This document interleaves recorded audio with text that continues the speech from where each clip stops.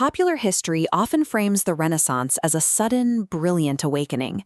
In this version, humanists brush dust off long-lost texts, early scientists look through telescopes, and Europe discards medieval scholasticism for a brand-new, human-centered world.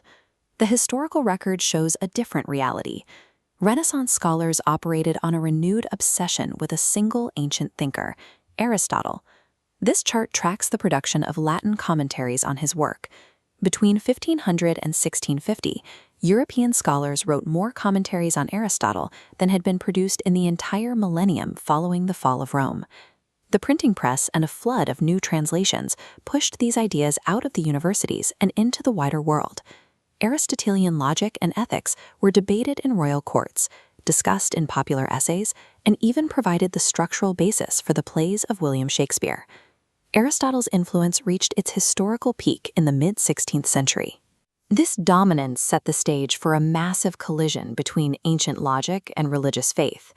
A massive ideological problem loomed over this intellectual boom. Aristotle was a pagan. He lived and wrote centuries before the birth of Christ, and his comprehensive worldview functioned without any concept of the Christian God.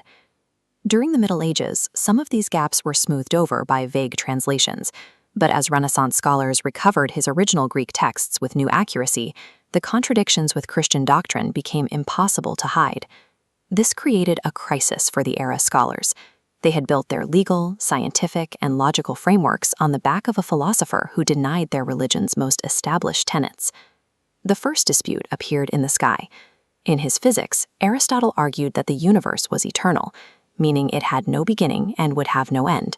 This directly violated the requirement of creatio ex nihilo. According to the Fourth Lateran Council, God created the universe out of nothing at a specific point in time. Acceptance of one meant the rejection of the other. Aristotle also insisted that the celestial spheres above the moon were perfect and unchanging. Astronomical observations eventually shattered this model. Scientists like Copernicus and Galileo documented new comets and tracked a heliocentric system, proving that the heavens were neither static nor perfect. Because the Church had officially backed Aristotle's physics for centuries, it was forced to defend a flawed pagan cosmology against observable mathematical reality. An even more dangerous conflict erupted over human biology. Christian doctrine required an essential belief in an individual immortal soul that survives death for final judgment. But Aristotle's biological view, known as hylomorphism, treats the soul as the form of the physical body. In his writings, the intellective soul is so tightly bound to bodily functions that when the body dies, the soul perishes with it.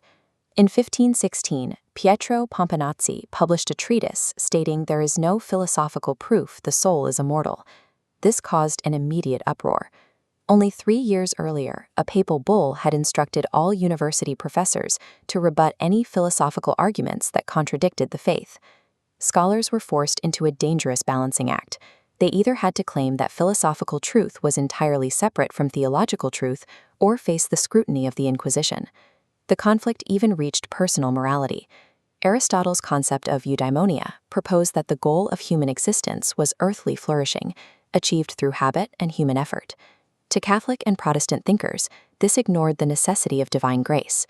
They believed humanity was inherently flawed, and that ultimate happiness existed only in heaven. Scholars responded by trying to fix Aristotle's ethics. Translators like Leonardo Bruni began changing Aristotle's phrases to sound more pious, such as rendering the good as the highest good, a clear reference to God. Thinkers also began mashing Aristotle's ethics together with the teachings of Plato. Because Plato wrote extensively on the afterlife, scholars used his work as a theological patch to make Aristotle's civic morality sound Christian.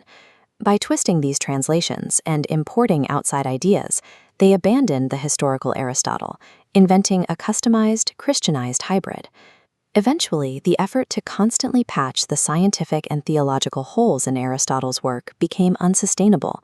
A new group of innovators, the Novatores, including figures like Bacon, Descartes, and Gassendi, stopped trying to reconcile the old system and launched systemic attacks on Aristotelian methodology itself.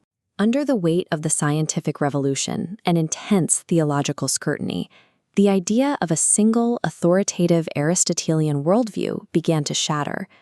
Aristotle didn't vanish, but his philosophy fragmented. It broke into dozens of competing Aristotelianisms that scholars used to argue against one another. This reveals the Renaissance as something much more complex than a sudden leap forward. It was a chaotic, high-stakes wrestling match with the past. The recurring failure to reconcile these two worlds, where comets ignored Aristotle's perfect heavens, and logic couldn't prove the soul's immortality, exposed the need for a new foundation. Thinkers stopped trying to mend the old system, and instead developed the experimental and mathematical methods that define modern science. The modern scientific and philosophical world emerged from the exhausting, centuries-long effort required to finally prove Aristotle wrong.